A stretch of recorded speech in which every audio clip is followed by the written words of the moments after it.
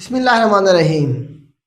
आज हमने देखना है इंग्लैंड, ग्रेट ब्रिटेन और यूनाइटेड किंगडम में क्या डिफरेंस है। इनके हवाले से कमीशन किस तरह से सवाल पूछ सकता है। ये मैंने आपको एक मैप दिखाया है, इसे देखें ज़रा। इसमें बेटा मैप में आप ये देखें, ये वाला जो येलो कलर में है ये सारा हमारे पास इंग्लैंड था। ये हमारे पास क्या है बेटा? इंग्लैंड है। इंग्लैंड का आपको पता है कैपिटल क्या है बेटा? हमारे पास लंदन है। ये हमारे पास जो मैप में येलो कलर में नजर आ रहा है, ये हमारे पास क्या है? इंग्लैंड है। इंग्लैंड आपको मैप में क्लियर हो गया। ये बेटा आइलैंड हैं, जजीरे हैं अटलांटिक ओशन में। इसके चारों तरफ कौन सा ओशन है? अटलांटिक ओशन है। बहरे जुल्मात है, बहरे ओकियानूस है जिसे हम कहते हैं। तो अटलांटिक ओशन में क्या है? ये जजीरे पे मुश्तमिल हैं सारे के सारे। इसमें और भी हम देखेंगे कंट्रीज मौजूद हैं। तो ये वाला जो है हमारे पास इंग्लैंड है। फिर हुआ यूं, एक मुआहदे के तहत ये देखें, ये हमारे पास जो कंट्री है इसका नाम है वेल्स। ये लिखा हुआ है वेल्स। वेल्स।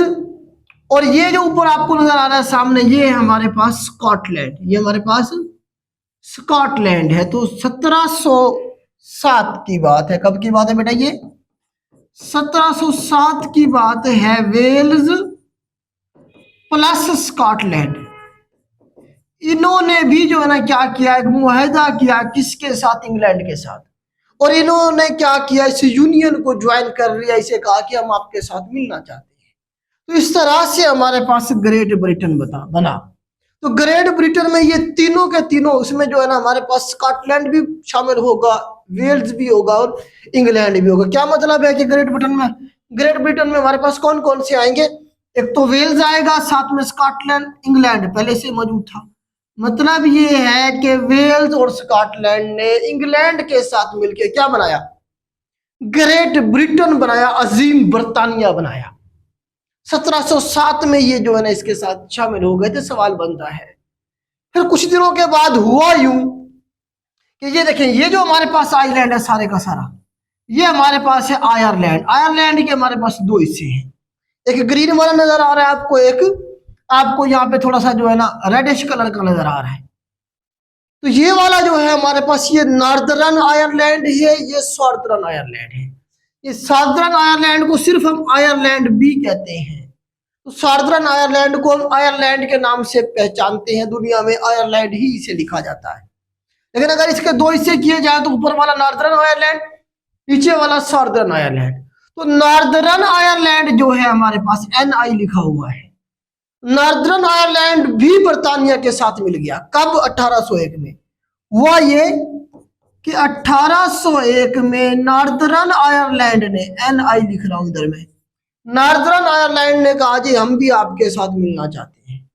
तो ये भी बर्तानिया का हिस्सा बन गया। तो इसने मिलकर क्या बनाया बेटा? यूके बनाया, United kingdom. UK, United kingdom में अब हम कौन कौन से इलाके आएंगे? इसमें तीन ऑलरेडी मौजूद थे हमारे पास, इंग्लैंड, स्कॉटलैंड, वेल्स।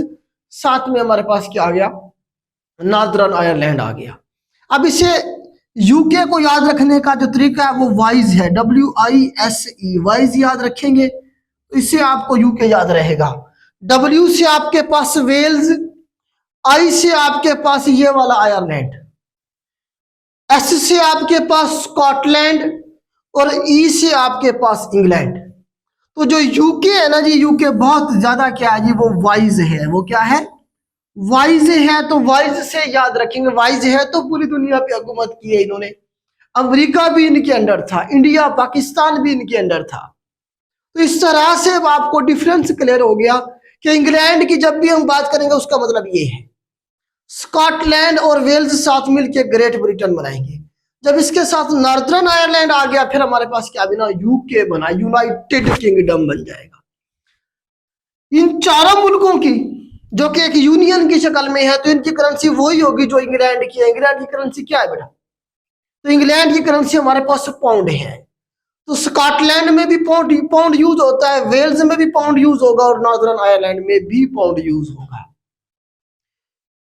इंग्लैंड का या इनका, यूके का, इन सबका कैपिटल क्या है बेटा? लंदन है। ये लंदन है हमारे पास जो कि थेम्स रिवर पे है। पूछता है सवाल के जो लंदन है वो कौन से रिवर पे है हमारे पास थेम्स रिवर गुजर रहा है यहीं से हमारे पास, THAMES, थेम्स रिवर पे मौजूद है। इसका एक सिटी है यहीं पे मैनचेस्टर, मैनचेस्टर। तो आपको पता है मैनचेस्टर जो है ये इंग्लैंड का एक सिटी है जो टेक्सटाइल के प्रोडक्शन के हवाले से मशहूर था कभी। अब तो खैर टेक्सटाइल इंडस्ट्री यहाँ से थर्ड वर्ल्ड जो कंट्रीज हैं, पाकिस्तान, इंडिया, बांग्लादेश, इधर शिफ्ट हो गई है।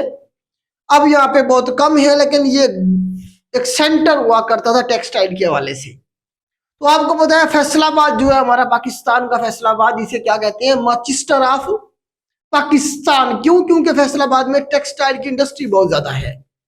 मैनचेस्टर ऑफ पाकिस्तान हम लैलपुर को कहेंगे, हम फैसलाबाद को कहेंगे। तो ये बेटा इसमें डिफरेंस था। अब यहाँ पे हमारे पास बनती है एक चैनल जिसे हम कहते हैं ST जॉर्ज चैनल। देखें चैनल और स्ट्रेट में क्या फर्क है? स्ट्रेट बड़ी होकर क्या बना देती है? चैनल बना देती है। स्ट्रेट का जब साइज बढ़ता है तो वो क्या बनाता है? चैनल बना देता है।